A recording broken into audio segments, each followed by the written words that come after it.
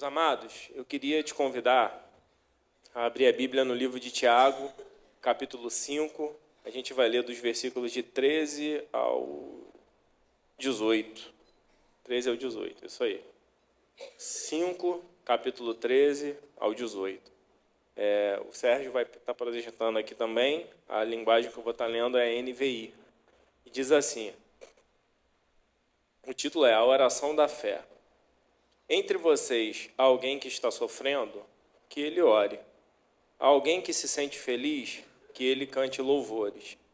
Entre vocês, há alguém que está doente, que ele mande chamar os presbíteros da igreja, para que estes orem sobre ele e o unjam com óleo, em nome do Senhor.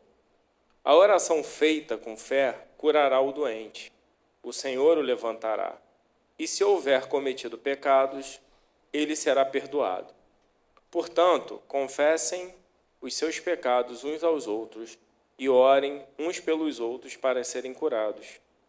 A oração de um justo, ela é poderosa e eficaz. Elias era humano como nós. Ele orou fervorosamente para que não chovesse. E não choveu sobre a terra durante 3 anos e meio. Orou outra vez, e os céus enviaram chuva, e a terra produziu os seus frutos. Né?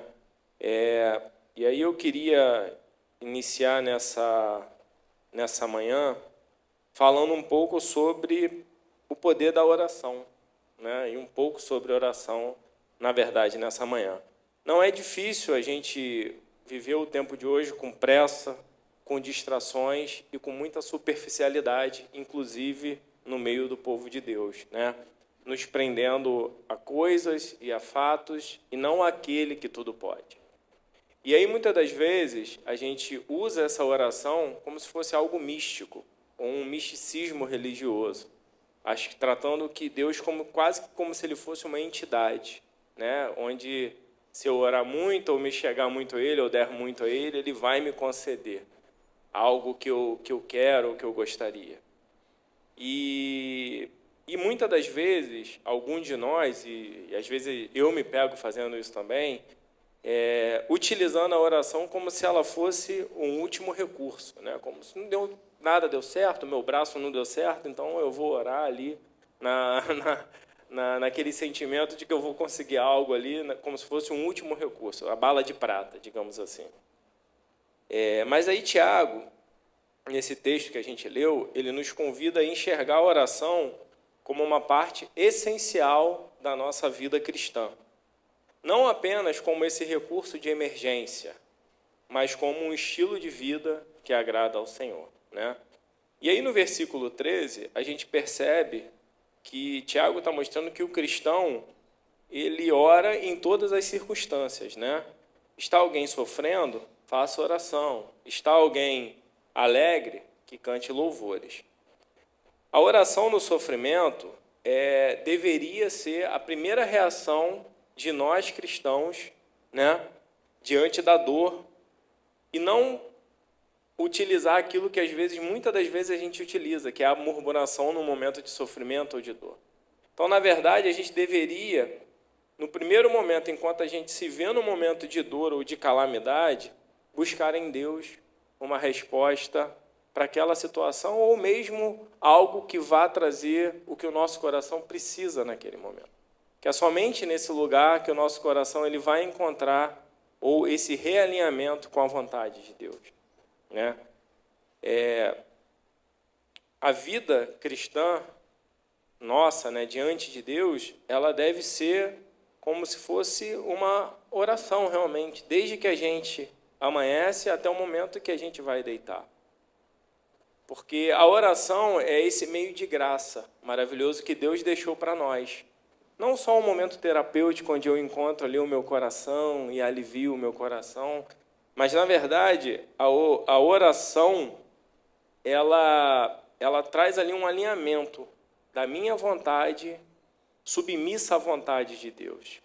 E aí é nesse lugar que Deus usa a oração para concretizar os planos que Ele, de antemão, na eternidade, já determinou para nós. E aí, se a gente der sequência, né, olhando assim esse texto de Tiago que a gente leu aqui nessa manhã, a gente vai perceber que a oração ela também envolve a comunidade de fé. Né? No versículo 14 vai dizer assim: entre vocês há alguém que está doente, que ele mande chamar os presbíteros da igreja, para que estes orem sobre ele e o unjam com óleo em nome do Senhor. Né? Aqui, na verdade, algumas pessoas erroneamente vão olhar chame os presbíteros da igreja para trazer como se tivesse ali uma autoridade espiritual sobre aquele momento, como se a oração do presbítero ela fosse mais poderosa, ou do pastor mais poderosa do que a sua própria oração. Mas, na verdade, esse texto não está trazendo isso. Na verdade, o que esse texto está trazendo para nós, nesse versículo 14, é essa questão da comunhão.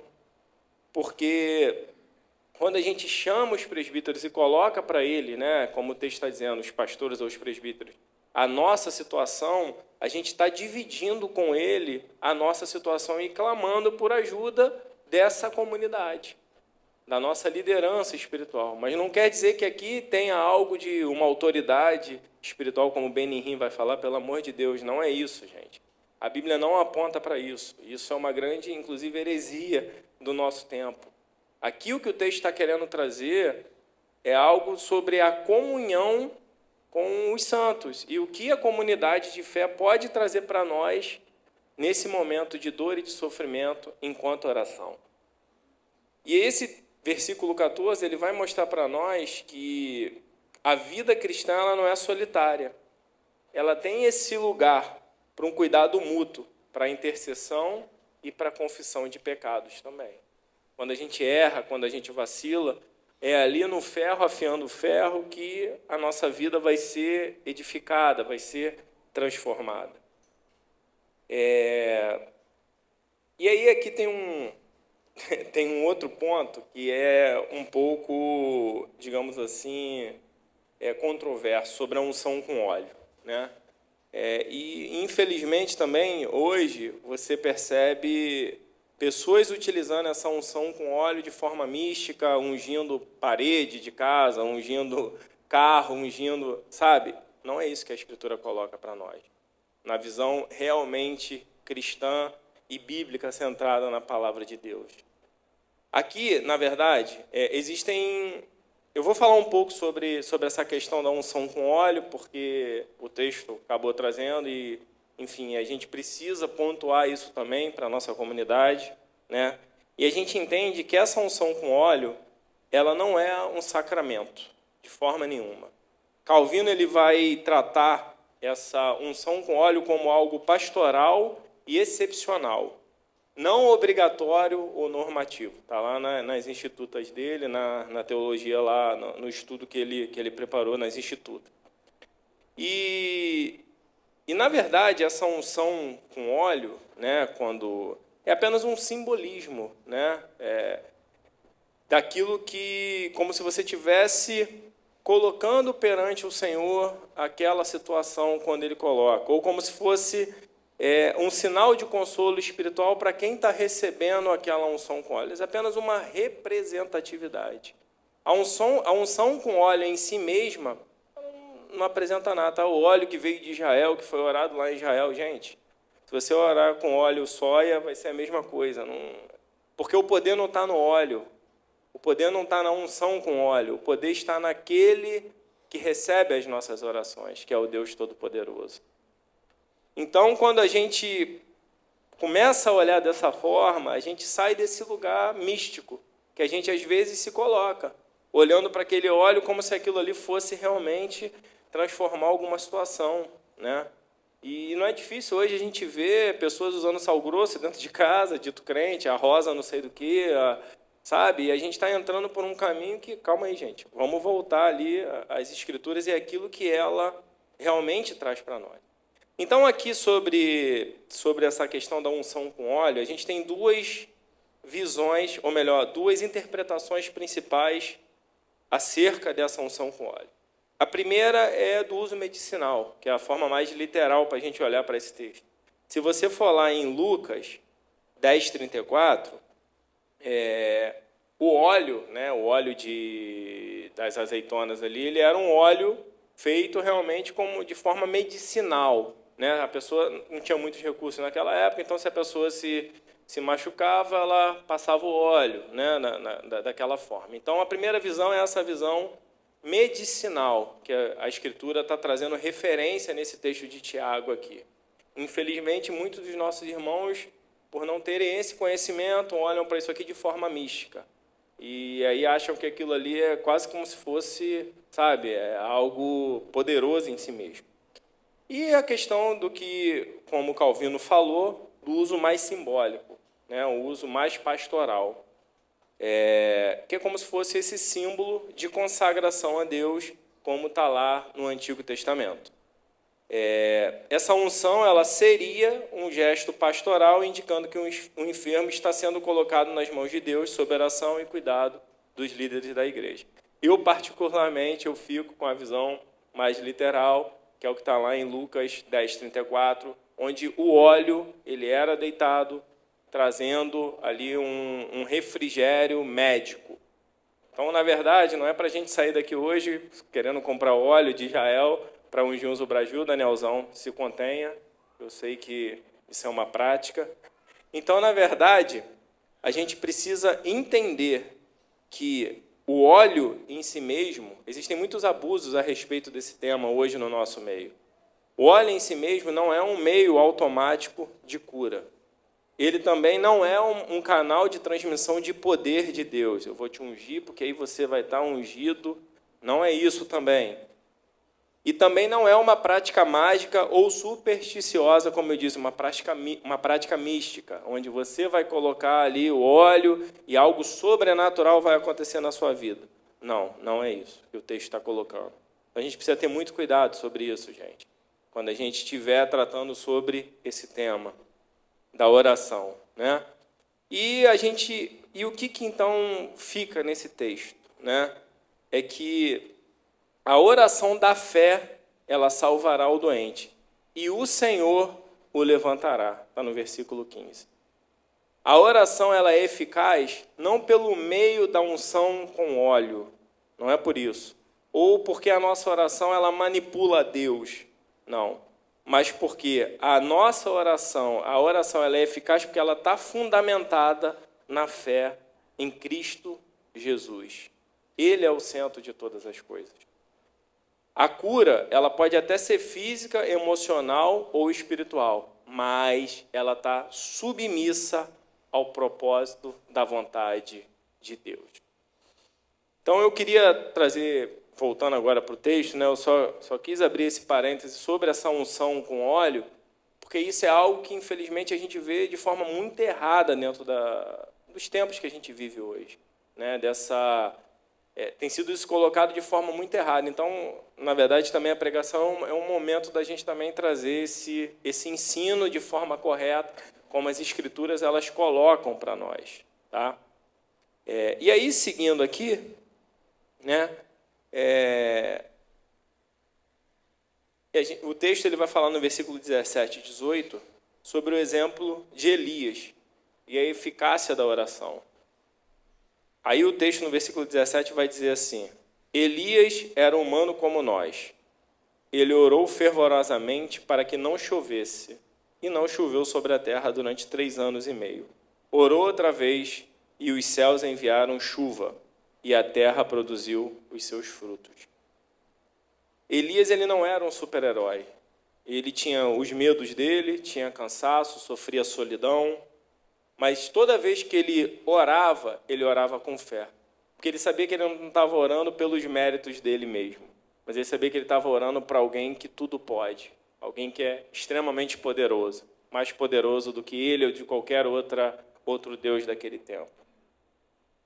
E a oração de Elias, se você for perceber, todas as orações que ele fez sempre foram alinhadas a essa vontade de Deus. Ele sempre buscou esse alinhamento com a vontade de Deus. Ele sempre teve esse discernimento espiritual na oração que ele ganhou muito provavelmente na caminhada cristã dele, na caminhada seguindo a Cristo. E aí o que acontece quando você tem esse alinhamento da sua vontade, submissa à vontade de Deus? E aí é o que o texto vai trazer, que a oração do justo é poderosa porque Deus ele é poderoso. Não porque fulano ou ciclano é uma mãe de fé, e às vezes a gente trata pessoas como se quase que fossem gurus espirituais ou pais de santo da fé. Eu vou lá na irmã fulana que ela tem uma oração abençoadíssima. Eu vou no irmão ciclano porque ele faz uma oração forte. Gente, isso não existe, gente. Isso não existe, gente. A gente está tratando pessoas quase como pai de santo gospel, ou mãe de santo cristã. Isso não existe.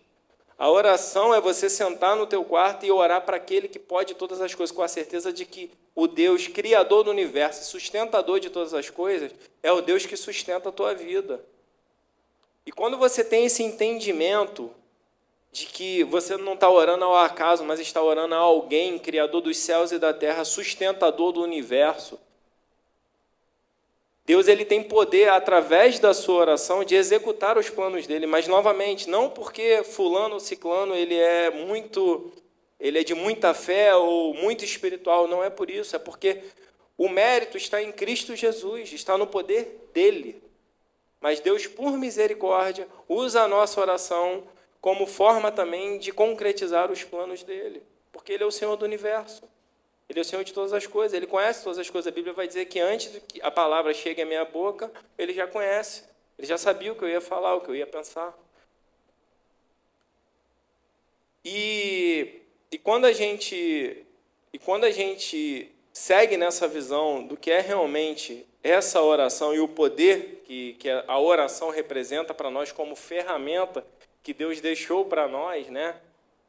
Quase que como um modo de sobrevivência nesse mundo, né? A gente percebe que, se a gente for lá em 1 Tessalonicenses 5,17, a gente vai ver que a oração ela é um mandamento de Deus. Em 1 Tessalonicenses 5,17 está escrito: orai sem cessar. Né? Deus ele é soberano sobre todas as coisas, como eu disse aqui.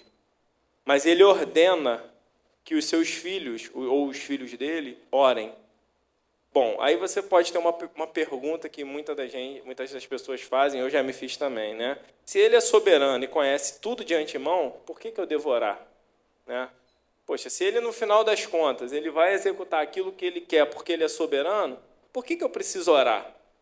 Eu não sei se vocês são tão pecadores quanto eu, mas eu já me fiz essa pergunta e já fui tentar buscar esse entendimento. Porque você pensa da seguinte forma: bom, se foi ele que te elegeu, se foi ele que te chamou, se foi ele, né, que te escolheu, que te justificou, que te salvou, né, e no final das contas ele é soberano e ele vai realizar todas as coisas, para que eu preciso orar então? Alguém pecador como eu já se fez essa pergunta também? Né? Porque foi o próprio Deus que estabeleceu essa oração, a oração como meio pelo qual ele realiza a vontade dele em nossas vidas. É somente por isso. A oração, ela não é um peso ou uma responsabilidade nossa, mas, na verdade, ela deveria ser um privilégio para nós. Porque quando a gente ora e a gente se coloca nesse lugar de oração, a gente tem o privilégio de participar do plano de Deus.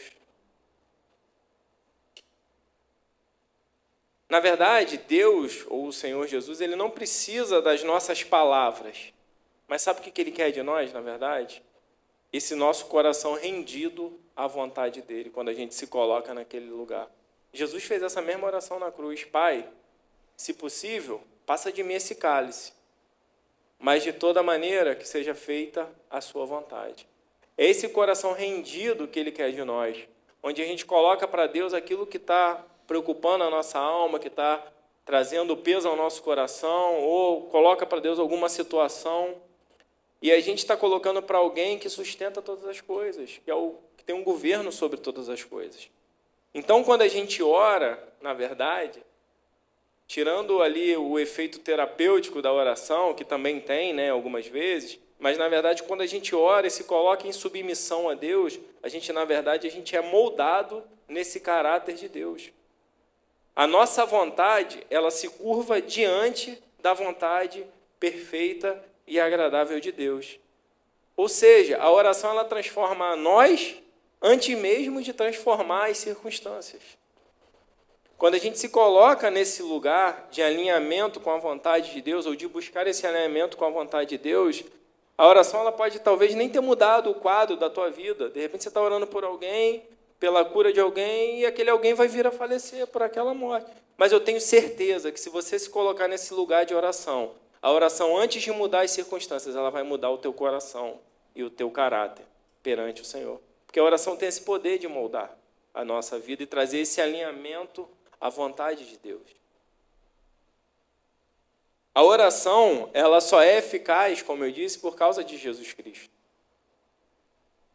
João 16, 23 vai dizer que tudo quanto pedirdes ao Pai em meu nome, Ele vos concederá.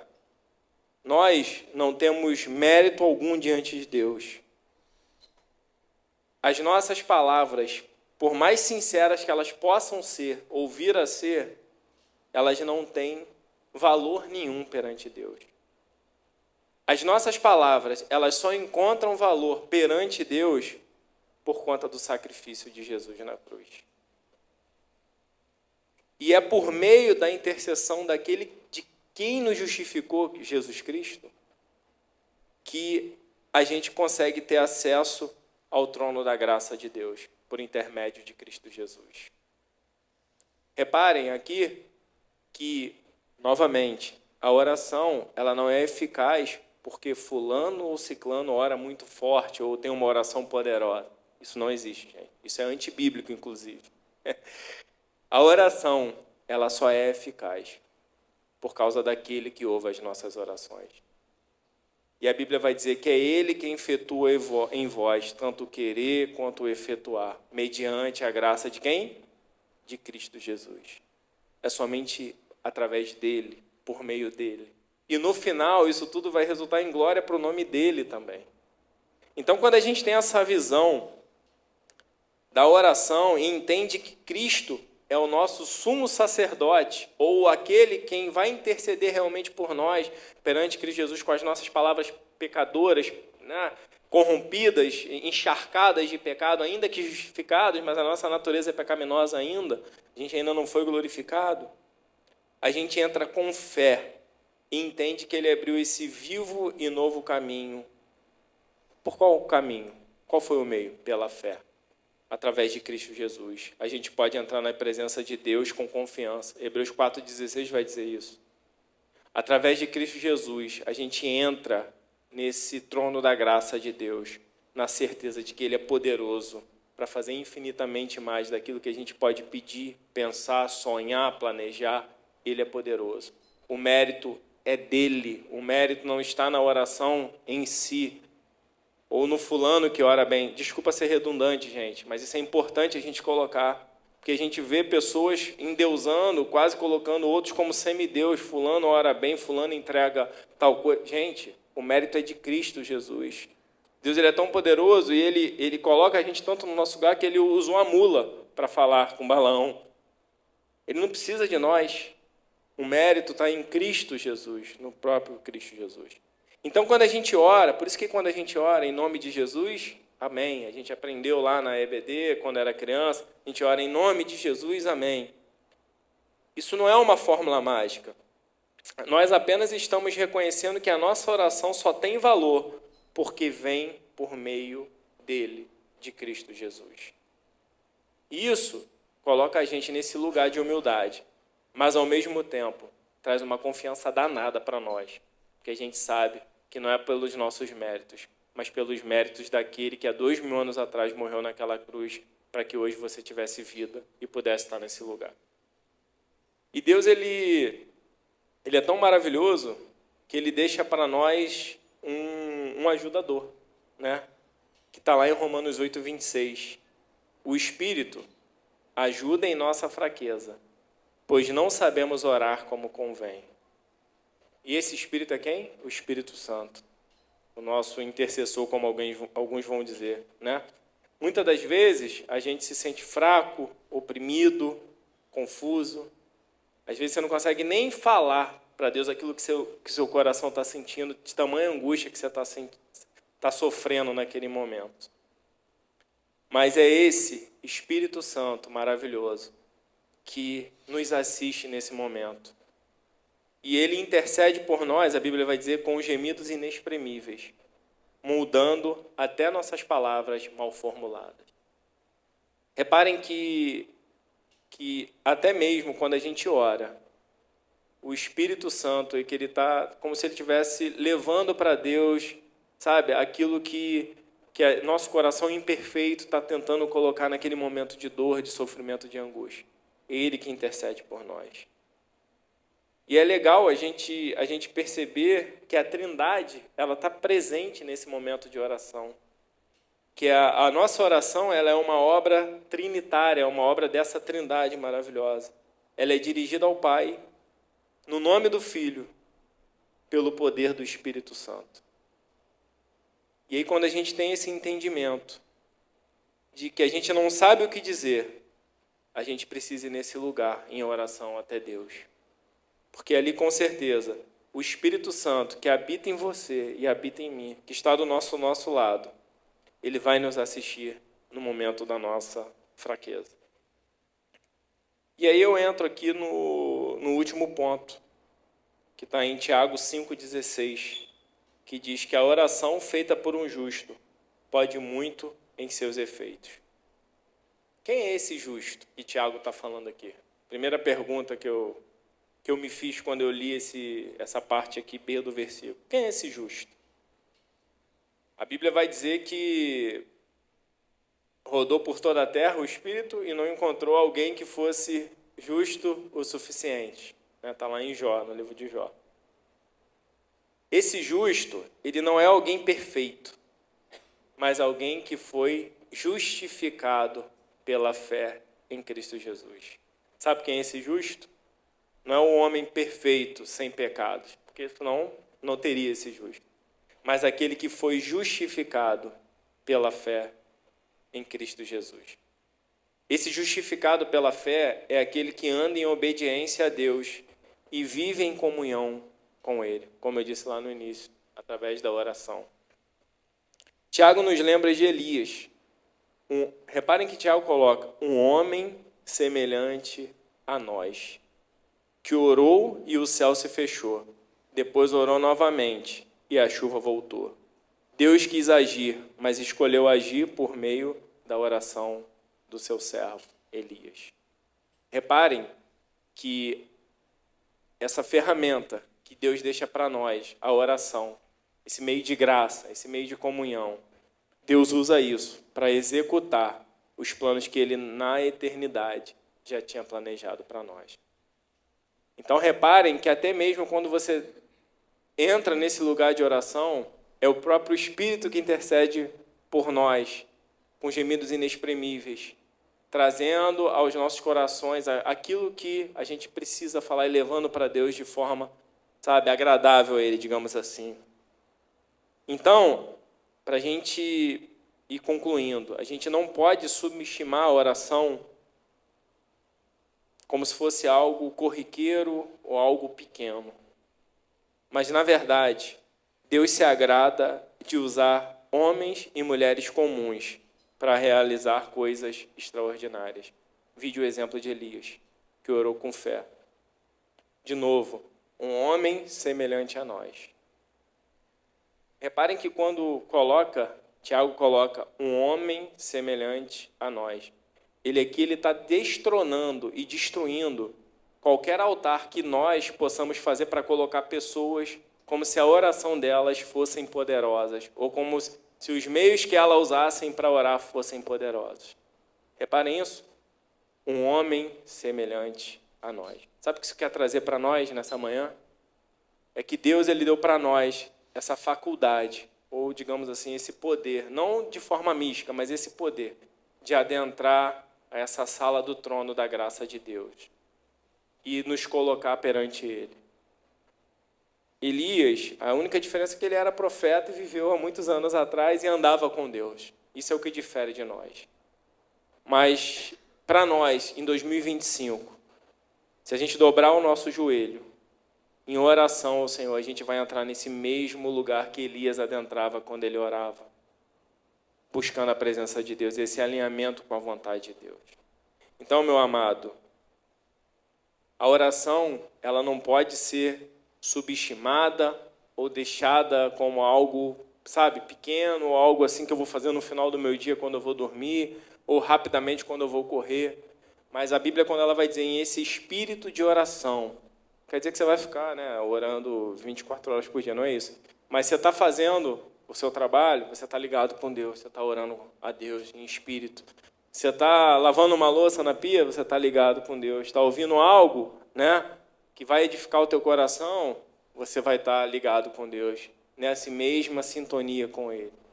E eu queria te convidar a voltar com seriedade, reverência e constância que a nossa vida cristã merece ou deveria exigir de nós nesse tempo de oração. Hoje, como eu disse no início, a nossa vida ela é muito corrida. É o tempo todo demanda, filho, trabalho, sabe, correria. Isso aqui rouba de nós muito tempo. Tecnologia é uma bênção, né? Adianta muito a nossa vida. Mas também, se a gente reparar, ela rouba de nós horas preciosas do nosso dia, porque a gente está envolto nisso aqui. Então, eu queria te convidar a fazer esse exercício essa semana que começa hoje, a se colocar nesse lugar, no trono da graça de Deus, com a certeza de que Ele é poderoso para executar em nós infinitamente mais daquilo que a gente pode pedir, pensar, planejar. E que a gente possa usar esse meio de graça maravilhoso que Cristo Jesus deixou para nós, que é a oração, para que a gente possa entrar na presença dEle, sabendo que Ele é poderoso. Ele é poderoso. E Ele pode usar a nossa oração para executar os planos dEle. Quando a gente tem esse entendimento sobre a questão da unção com óleo, como a questão de como é importante a gente trazer as nossas petições, as nossas súplicas, nessa comunidade de fé e dividir com aqueles que estão conosco, que estão nos acompanhando. O nosso coração tira um peso danado de nós. Porque a gente, muitas das vezes, podia estar olhando para essa oração como se fosse algo místico. Essa unção com óleo como se fosse, sabe, algo... Mas, na verdade, o mérito disso tudo está em Cristo Jesus, que é por meio dele, porque fomos justificados por ele, que a nossa oração chega a esse trono da graça. E por conta do Espírito Santo, que habita em nós, que trabalha ali com gemidos inexprimíveis, que a nossa oração chega nesse trono da graça e chega até Deus. Que você, toda vez que você orar, dobrar seu joelho, meu irmão, você possa entrar nesse trono da graça com a certeza de que Ele é poderoso para fazer infinitamente mais daquilo que o teu coração precisa, daquilo que o teu coração pede. E Ele é poderoso para transformar qualquer situação. Mas lembre-se que a soberania é dEle, o controle é dEle.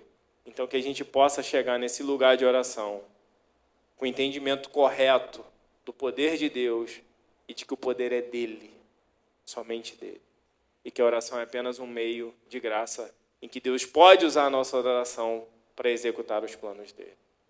A soberania é dEle, mas Ele deixou isso para nós. Que essa oração possa moldar o nosso coração, moldar o nosso caráter e que a gente possa, a Bíblia vai dizer, né, brilhando mais e mais como a luz da aurora, né, sendo justificados, santificados e buscando esse alinhamento com a vontade dEle. Amém? Queria te colocar